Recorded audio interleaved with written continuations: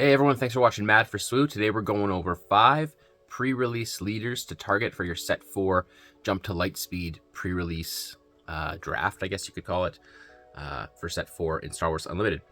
Number 1, we're going with Luke Skywalker. Really straightforward leader to play. You attack with a fighter and then you get to ping 1 damage. There's quite a few fighters in this set that are going to be available to you. Obviously not as much as vehicles that we'll see with other leaders, so keep that in mind. Your pulls will be very fighter dependent on his flip.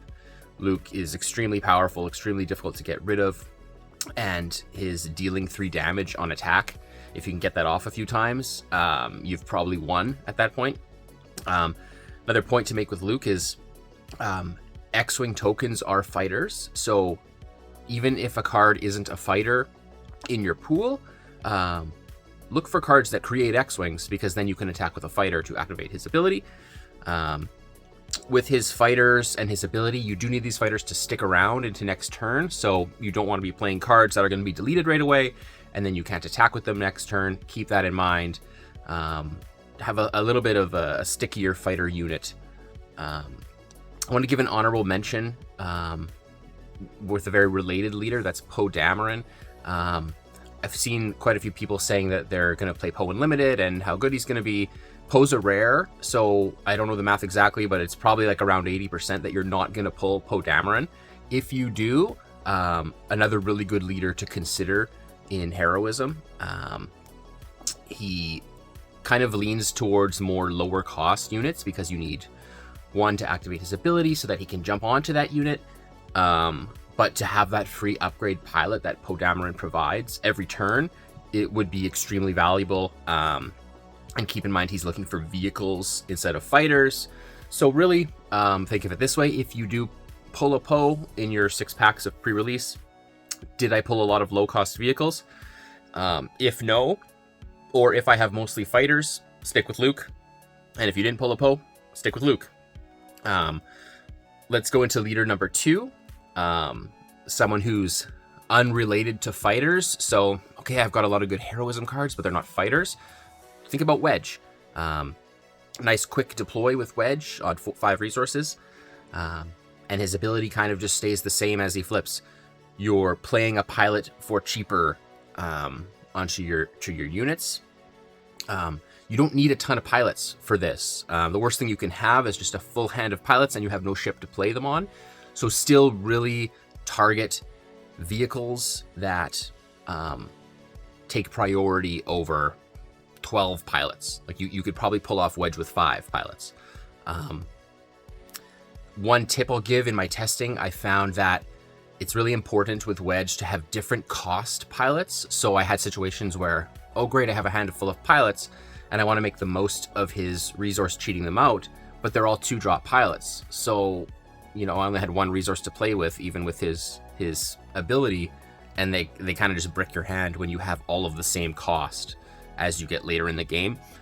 So try looking out for those 1-cost pilots to mix in with your 2s, and don't just resource the worse pilot, because to make the most of Wedge's ability, you're going to want a variety of those pilots. Keep in mind too, pilots are upgrades onto vehicles. There's ground vehicles too, and there's some really good limited ground vehicles in this set. So just keep that in mind for any of these leaders who are talking piloting. It's not just space. The vehicle tag is really nice. Wedge is a more broad leader. You're almost always going to be able to use him in some way, as opposed to Luke, where maybe you didn't get enough fighters and it's not quite worth it. Let's go into the 3rd leader to target in pre-release. Hopefully you'll pull 1 or 2 of these and you'll have some choice. This is the last heroism one for this video. Number 3 is Rose Tico. Rose is a nice, also early deploy at 5. She's a 4/6, which is really nice. And she's really straightforward. So if you're going into these things and you don't want to think of too much into, oh, do I have enough fighters at this cost? And what pilot cost do I have? It's just, she's very simple. You're healing 2 damage from a vehicle. She's in Vigilance, so we're already going for a little bit later of a game with her, as opposed to some of these other people we're just going to see here, where it's all aggro. You're going to want kind of bigger health, bigger booty units with Rose, because you want to make the heal worthwhile. A lot of the time with like a 2 health unit, the heal is not going to be particularly relevant if they're just going to be killed right away and you're going to, you know, kind of take initiative with a dead board. Like, you want bigger booty units with Rose. And she works really well with a lot of restore units, and there are a lot of restore type capabilities here.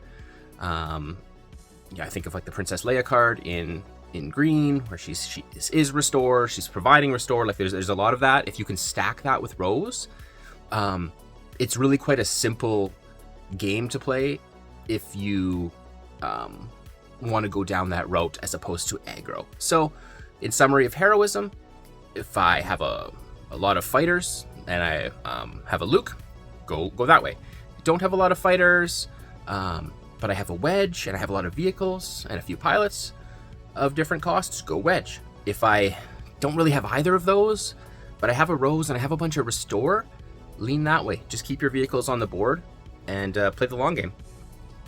So that's it for the 3 heroism. Let's get into number 4 of the top 5 leaders to target in pre-release.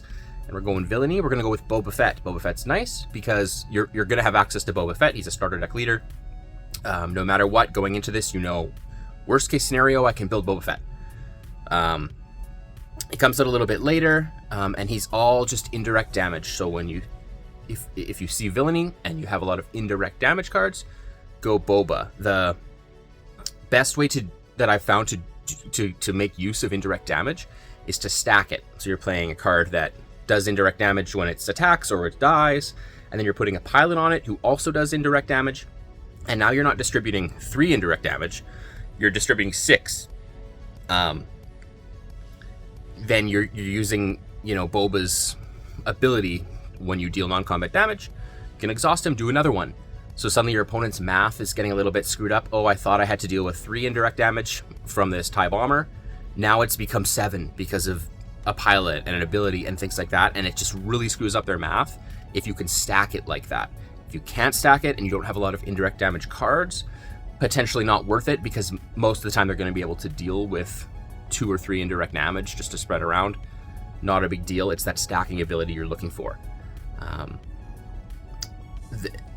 This, as I said, really relies on indirect damage cards being pulled in your 6 packs. If you don't have a lot of damage spreading cards in villainy, for what you've pulled, kind of stay away from Boba. There's going to be better villainy options for you.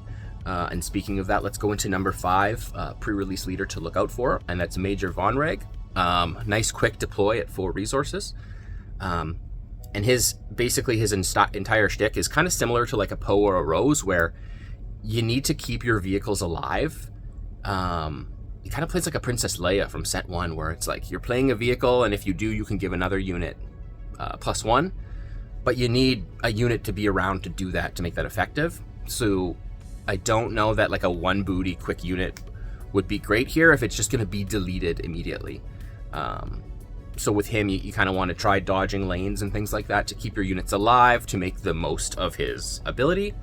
But he's quick, right? Like, he's coming out early, he's attaching as a 3/3 on his flip. You're giving another unit +1. So you can really get all these attacks off if you can keep things alive. Think about kind of like Sentinels might work.